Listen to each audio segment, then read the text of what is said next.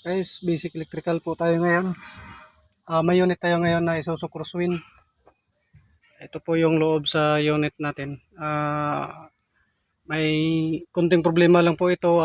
Hindi po gumagana yung blower sa likuran. Ito, hindi gumagana. Tapos yung auxiliary fan po ng condenser, hindi po gumagana. Ngayon, na-check na natin. Tapos yung blower pala, subukan ko ng i-direkta, umiikot. Saka yung switch, ito yung switch niya. Ito yung switch niya sa kasabay na po yung blower, yung aircon sa rear. Ang ginawan ko na lang ito, medyo mataas na proseso po ito kung hanapin ko pa yung problema kasi walang supply po dito. Ito walang supply dito na live kapag nag-switch ka ng kapag nag-switch ka ng blower, yung aircon sa likuran. Ito naman po,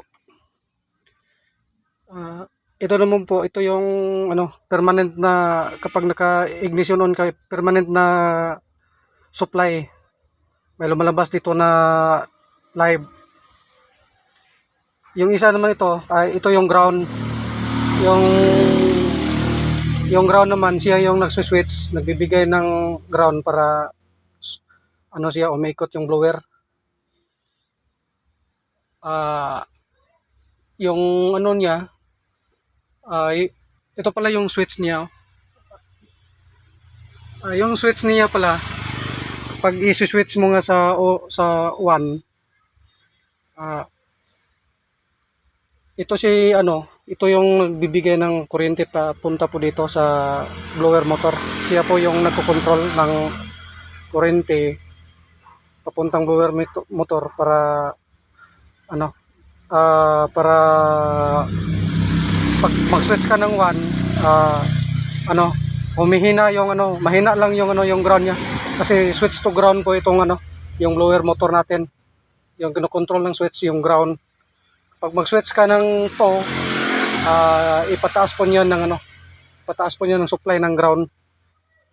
Ito yung yung resistor po. Resistor ng blower motor. Ito po yung nagko-control ng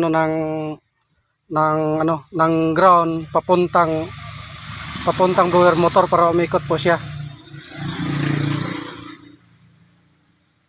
Kapag nag-trace ka, yung trace naman pala malakas na yung yung medyo mataas na na ground na ibigay niya papuntang blower para umiikot siya ng ng malakas.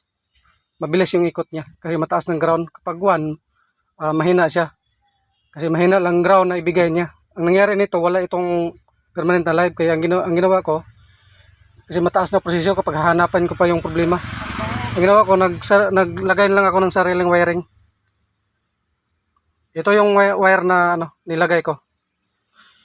Tapos naglagay lang ako ng relay dito para safety siya. Tapos ito yung wiring naman papunta doon sa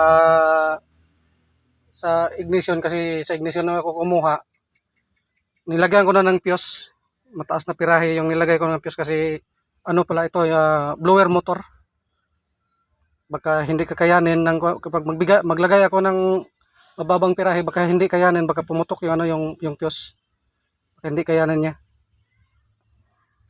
So ngayon nalagay ko na ito, umiikot na ito, gumagana na yung blower motor. Tapos yung sa harapan naman, yung condenser fan, hindi rin gumagana, kaya ngayon ikakabit ko na.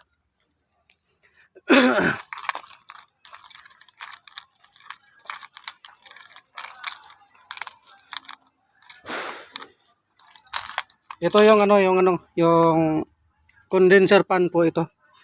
Condenser fan po ito sa harapan. Kasi isang compressor, isang condenser lang. Kapag dalawang compressor, dalawa po yung condenser niya. Ito, bali ito, sa isang condenser, dalawa po yung yung blower motor.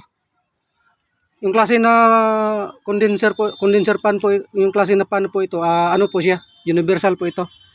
Hindi ito hindi po ito na standard na pang crosswind.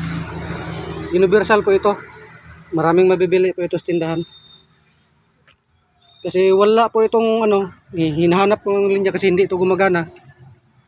Kasi dati na kinundin po ito. Iwan ko kung bakit kinundin po ito. Baka may problema siguro. Ang ano dito, bumili lang ako ng relay. Dalawa pong relay ang binili ko.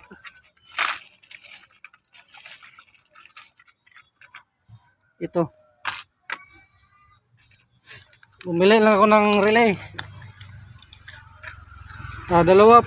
Dalawang relay po ito. Dalawang relay yung binili ko, saka dalawa yung holder. Kasi bawat motor po ito, kanya-kanya silang relay para walang masira.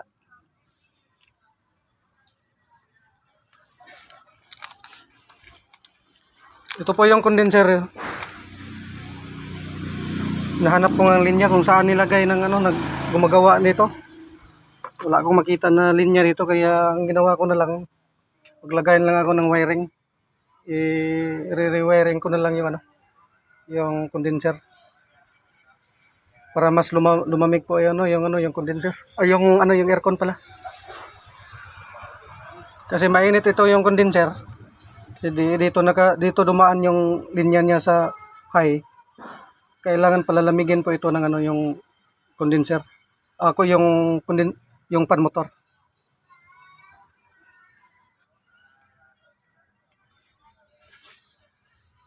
Basic electrical lang po ito. Yung ginawa natin basic. Yung sino man na may experience na pwede gumawa nito.